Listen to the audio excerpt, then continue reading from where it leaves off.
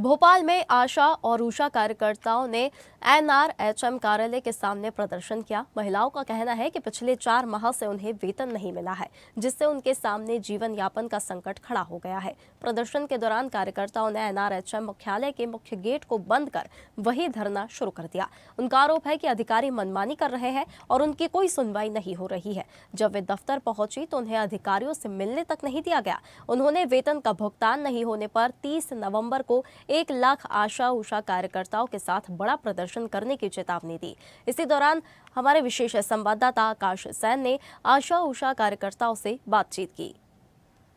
मध्य प्रदेश की राजधानी भोपाल में एनएचएम कार्यालय के सामने जो है आशा और उषा जो कार्यकर्ता हैं वो यहाँ पर प्रदर्शन कर रही हैं, नारेबाजी कर रही हैं और साफ तौर पर यहाँ पर जो है जो मेन गेट है एनएचएम का उसके सामने ये महिलाएं जो है बैठी हैं। साफ तौर पर इनका आरोप है कि किस तरीके से जो है इनका वेतन जो है इनको नहीं मिल रहा है और इसी के चलते जो है यहाँ पर आज वो प्रदर्शन करने के लिए पहुंची हैं।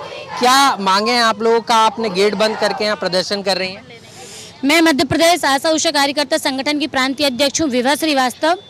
हमारी आशा कार्यकर्ताओं को 4 महीने से भुगतान समय पे जो काम के बदले दाम होता है वो नहीं दिया जा रहा है। जैसे बहनों के लिए खास त्यौहार होता है दीपावली, भाई दूज, श्रावण, ये सारे त्यौहार निकल गए हैं। क्या आपके नवरात्रि हैं तो उनका पेमेंट नहीं हुआ है। अभी हम लोगों ने बात की सब जगह कि पेमेंट की, तो बोले कि किसी ने कहा जिले में कहा हमारे पास बजट नहीं है और काम पे काम दिए जा रहे हैं, आपको ये काम करना नहीं, आपको नोटिस दे दिया जाएगा, आपको हटा दिया जाएगा। अब आशा कार्यकर्ता मानसिक रूप से बहुत प्रताड़ित हो चुकी है।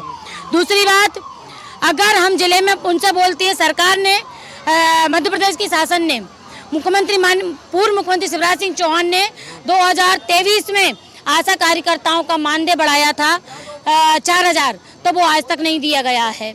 अब कभी 2000 डालने, कभी 1000, 15000 के ऐसे बाउचर बनते हैं ना, तो कभी 2 डाल दिए, कभी 3 डाल दिए। अब पता ही नहीं चल रहा है क्या हो रहा है। तो कम से कम हमें एनआरएचएम के द्वारा संतुष्टजनक जवाब तो मिलना चाहिए ना। बताइए हमारा मुखिया कौन है? जिले वाले कहते हैं यहाँ आपका नहीं है कोई, एनआरएचएम से पेमेंट नहीं है, तो बताइए हम कहाँ जाएं? आज मजबूरन बस कुछ थोड़ी सी एक हमारी आशा कार्यकर्ता बहुत रोने लगी, तब हम उनका ज्ञापन देने आए हैं। अगर हमारी इन बातों पर हमें अभी संतुष्टजनक जवाब नहीं दिया गया तो बिल्कुल उग्र आंदोलन हम 30 तारीख को करेंगे। तो भोपाल में ही उग्र आंदोलन? हाँ बिल्कुल करेंगे, हम बिल्कुल उग्र आंदोलन करेंगे। ऐसे हमको बताया जा रहा है कि आपका ट्रेजरी सब पेमेंट होगा, यहाँ से होगा, तो हमारे डीसीएम, बीसीएम या सीएमएचओ मैडम, उनका अधिकार और कर्तव्य बनता है कि आप जिले में आशा कार्यकर्ताओं से जिस तरीके से काम करवाते हो उस तरीके से आप मीटिंग करके उनको संतुष्टिजनक जवाब दो।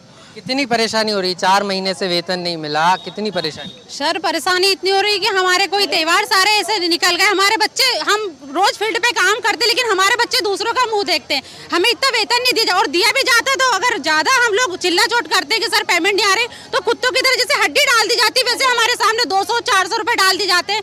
हद से हद पेमेंट के नाम पे बोलते थे कि 4000 रुपए हमारे 4 महीने में आए हैं मेरे केवल।